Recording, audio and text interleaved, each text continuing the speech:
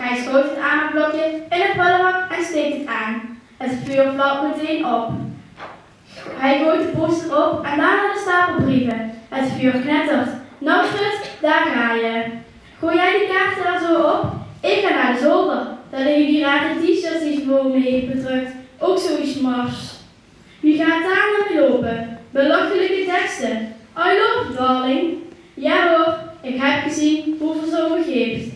Gijs zit al op zolder. Nou kijk naar het vuur. De vlammen slaan uit de prullenbank. Ze raken bijna uit het gordijn. Dat gaat niet goed, denkt hij.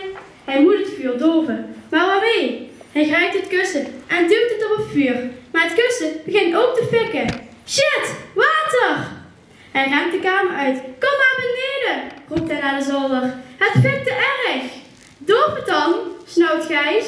Nou rent de trap af, door de keuken, naar buiten. Max legt zijn bal voor hem neer.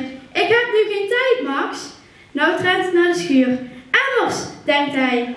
Van de stress ziet hij ze niet. Waar staan die klote emmers?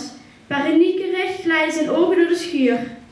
Eindelijk ziet hij ze en rent terug naar het huis. In de keuken vult hij de emmers met water.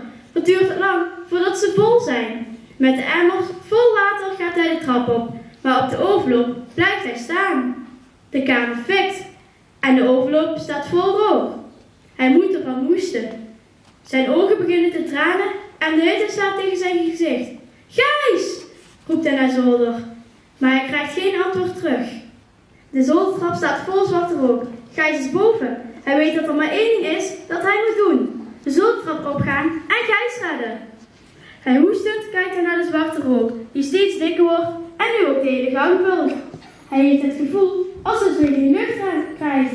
In paniek draait hij zich om en rent de trap op naar buiten. Help! Brand! Hij rent op het huis heen. Brand! Hij ziet de vlammen uit het bovenraam komen. De buurjongen komt aanrennen. Gijs is op zolder, roept Nout half huilend. Bel de brandweer. De buurjongen duwt zijn mobiel in Nouts handen en rent de trap op. Trillend belt Nout de brandweer, maar blijkbaar is er al door iemand gebeld. Met loeiende sirenes rijdt de brandweerwagen de straat in. Terwijl ze de slangen uitrollen, ziet Nout de buurjongen naar buiten komen met Gijs in zijn armen. Hij legt hem op zijn rug, in het gras. Nout lijkt bleek. Gijs had toch iets? Nout buigt zich over Gijs heen. Hij ziet dat hij ademt. Hoestend komt Gijs bij. Gaat het gras? Vraagt zijn buurjongen. Dat was op het nippertje. Bedankt voor het luisteren.